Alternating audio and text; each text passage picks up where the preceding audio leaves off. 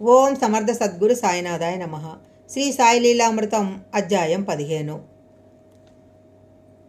బల్వంత్ నాచ్నేకు చాలా కాలము సంతానము దక్కకుంటే ఆ దంపతులు 1915లో షిరిడీ వచ్చారు. నాచ్నే భార్యకు ఒక కొబ్బరికాయ ప్రసాదించమని బాబాను ఒత్తిడి చేశాడు శ్యామ. అప్పుడు సాయి కన్నీటితో శ్రీమతి నాచ్నేకు ఒక కొబ్బరికాయ ప్రసాదించి నాచ్నేను తమ పాదాలొత్తమన్నారు. తరువాత అతని వెన్నునిమిరి అతనిని కౌగలించుకున్నారు. అతనికి 1919లో కొడుకు పుడితే కాళూరాం అనే పేరు పెట్టారు. వాడు 3వ ఏటనే హరేరాం అని జపిస్తుండేవాడు. హెగ్డే అనే పండితుడు వాణ్ణి గమనించి అతడు శ్రీకృష్ణుని బాల్యమిత్రులలో ఒకడని చెప్పాడు. కాళూ కృష్ణునితో తన ఆటపాటల గురించి ఏ రోజేమి చేసేవాడో అదే ఆ రోజు హెగ్డే చేసే హరివిజయం పారాయణలో వచ్చేది. కృష్ణుడు నన్నేడిపించాడు. అతడు నా వీపు పైకెక్కి నేను అతని కాలుగిచ్చి పైకి చూసేసరికి నా ముఖాన వెన్నగొట్టేవాడు. ఇలా చెప్తుండేవాడు కాళూ. అప్పుడతడు తలపై గుడ్డ కప్పుకొని కళ్ళు పైకి తిప్పి యోగిలా కూర్చునేవాడు. రోజు సందేశ్ అనే పత్రికను తెప్పించి దాని అట్ట మీద ప్రణవంతో ఉన్న శ్రీకృష్ణుని బొమ్మ గోడకు అందించాడు. ఆ పుస్తకంలోని ఒక వ్యాపార ప్రకటనలో గ్రామ్ఫోన్ ముందు కూర్చున్న కుక్క బొమ్మ చూసి ఇది శ్రీకృష్ణ సందేశము.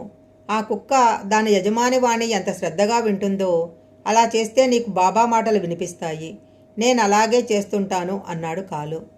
బాబా గొంతు నీకెలా తెలుసు అంటే అతడు చెప్పలేదు. అతనిని చూడ్డానికి మహాత్ములు ఉపాసిని బాబా మరియు గాడ్గే బాబా వచ్చారు. కాళూకు 1927లో ఒంటికి నీరు పట్టి జ్వరం వస్తే బాబా ఊది మాత్రమే ఇచ్చారు.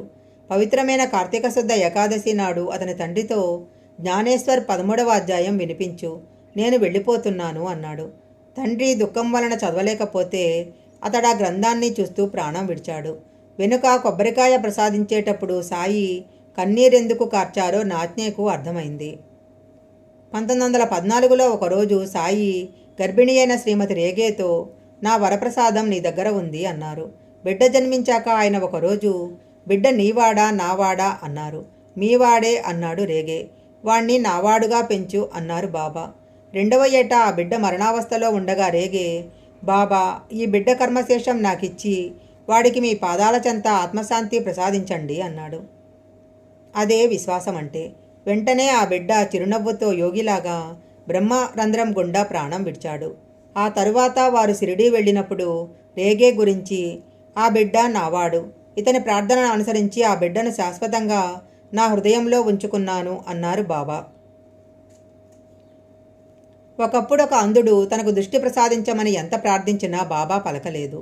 అతడు ఖండోబా ఆలయంలో ఉపాసిని బాబాను దర్శిస్తే ఆయన ఈ వయసులో దృష్టి వస్తే కోరికలు హెచ్చుతాయి, జ్ఞానం కోరుకో అన్నారు. అతడు మసీదు చేరి జ్ఞానమివ్వమని సాయిని కోరినప్పుడు అతనిని షిరిడీలో ఉండమన్నారు. 4 రోజులలోగా అతడు గొప్ప ఆధ్యాత్మిక పరిణతి చెంది ఆ క్షేత్రంలోనే మరణించాడు. మరణించినది అతని భార్యే కాని అతడు కాదు. అతడు సద్గతి పొందాడు అన్నారు బాబా. మహల్సాపతి సాయిని ఎంతగానో సేవించాడు.